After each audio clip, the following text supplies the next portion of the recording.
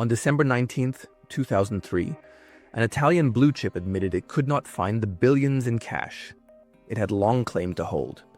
The admission snapped years of confidence in an instant and turned a dairy champion into the centerpiece of Europe's most infamous balance sheet fiasco of the decade.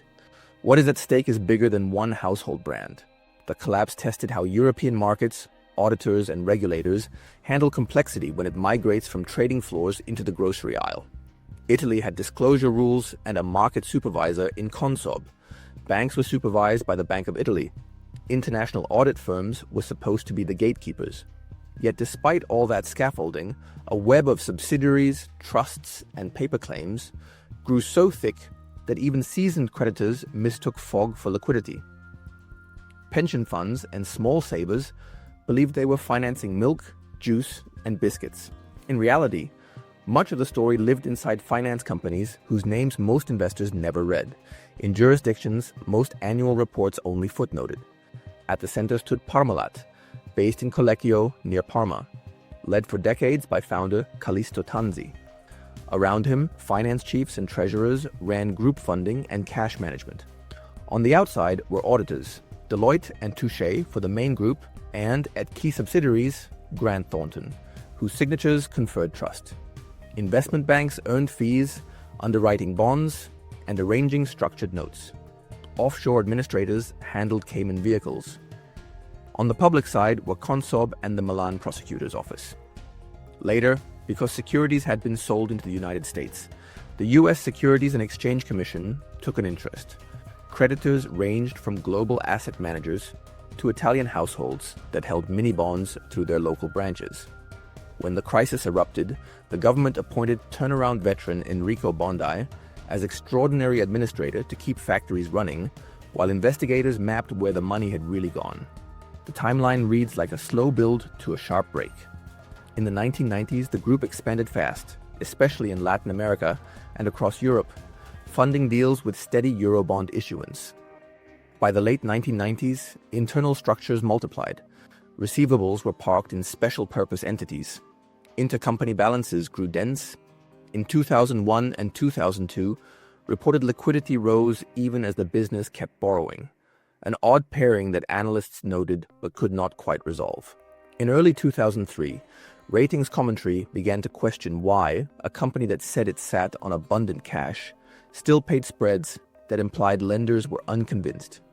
Over the summer and autumn, a handful of journalists and skeptics highlighted inconsistencies around offshore cash. The break came in December 2003, when a Cayman subsidiary's supposed balance at a major U.S. bank could not be confirmed. Within days, courts placed the group under extraordinary administration. Through 2004, Italian prosecutors brought charges, Consob opened proceedings on disclosures, and U.S. civil actions began to address the sale of securities to American investors. By the end of 2004, the official picture was sufficiently developed to describe forged documents, misstated cash, and liabilities that had been kept out of view. Later verdicts and settlements sit beyond this account's boundary. Mechanically, the alleged architecture was simple in intent and elaborate in execution. Keep liabilities off the parent's balance sheet, inflate the appearance of cash, and recycle internal flows to mimic earnings.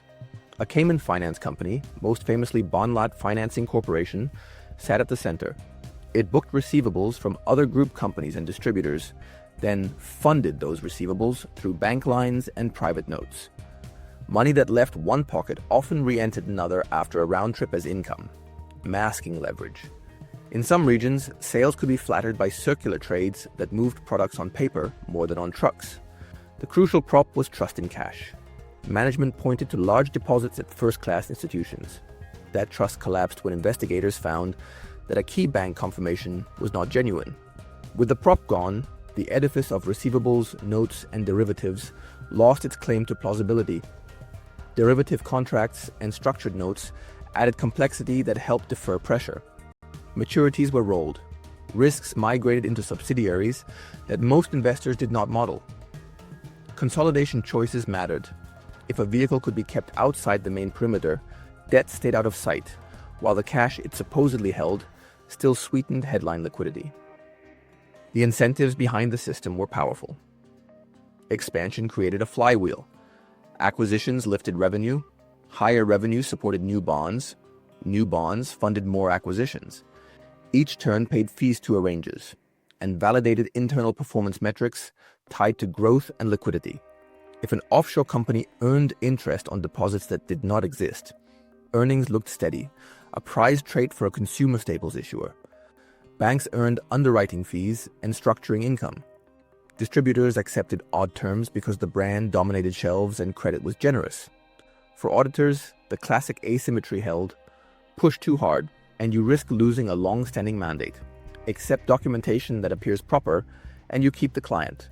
For the controlling figure, reputation and command within a family enterprise depended on sustaining the image of a global champion that never ran short of cash. Controls failed, not because there were none, but because the wrong ones were trusted. Audit committees relied on reports that leaned heavily on confirmations routed through management. Reconciliations of cash and intercompany balances should have escalated when totals ballooned in opaque subsidiaries. Instead, many requests for third-party verification were either too narrow or steered to unreliable sources. Consolidation judgments treated some finance vehicles as sufficiently separate to avoid bringing their debt onto the main balance sheet. Lenders and letter of credit banks saw only their slice. Few had a mandate to assemble the full group structure across borders and entities. Rating agencies published cautionary notes about leverage and transparency, but framed them as concerns, not as red flags that would halt issuance. Regulators had authority over listed disclosures and market abuse. They did not, however, have day-to-day visibility into offshore books until filings or whistleblowers forced a closer look.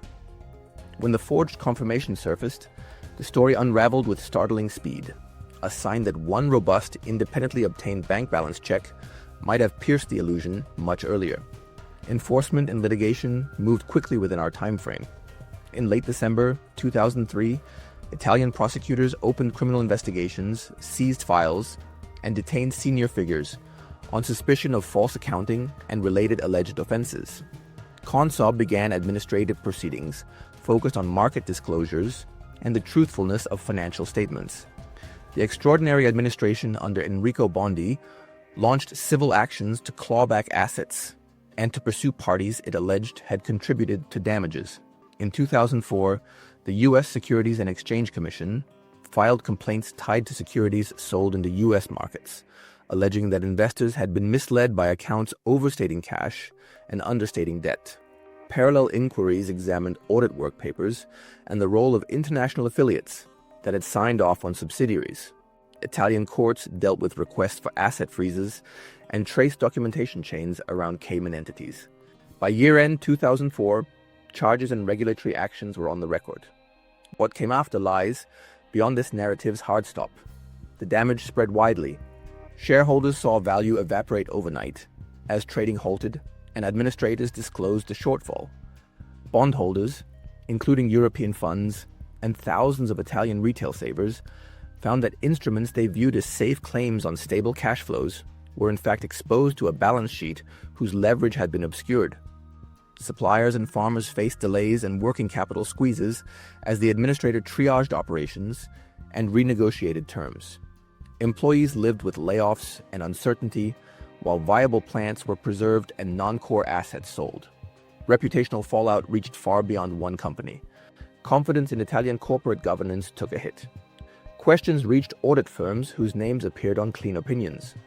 Across the market, investors asked which other issuers might be using off-balance sheet vehicles and artful consolidations to flatter liquidity. There are practical lessons here for anyone reading financial statements. Cash is not an opinion.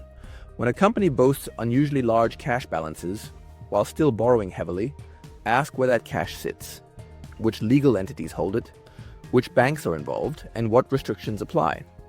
If management says the cash is offshore, clarify whether taxes, covenants, or collateralization prevent its use. Map the perimeter. If performance depends on Cayman or Luxembourg finance vehicles, study who controls them, who bears the risks, and how money circulates. Reconcile the triangle of sales, receivables, and cash collections. When sales soar, receivables balloon, and reported cash stays serene. Something in the working capital cycle is doing heavy lifting. Treat complexity as a signal. A consumer staples group should not require an investment bank grade diagram of derivatives and trusts to explain basic liquidity. Read the auditor's report beyond the opinion line. Note any emphasis of matter, scope limitations, or unusual reliance on components in far-flung jurisdictions. Triangulate narrative and market behavior. If management promises fortress liquidity, but lenders still demand wide spreads, the spread is telling you what the narrative is not. Finally, follow the incentives. When the machine keeps turning, everyone gets paid. When it stops, the fees disappear. That bias does not prove wrongdoing. It does explain why awkward questions can be deferred until a crisis asks them for you. This account observes a hard cutoff at December 31st, 2004, and focuses on actions by Italian authorities and where US investors were involved, the US Securities and Exchange Commission. That boundary matters because hindsight tempts us to import later outcomes into earlier years. Resist the temptation. Ask what could have been known from filings, confirmations, and reconciliations at the time. The unraveling began with a mundane step that should never have been exotic. A bank balance confirmation obtained independently by auditors, not via management. You cannot obtain those confirmations as an outside investor, but you can compare disclosures across jurisdictions, pressure test claims about unrestricted cash, and refuse to treat contradictions as the cost of doing business in a complex multinational.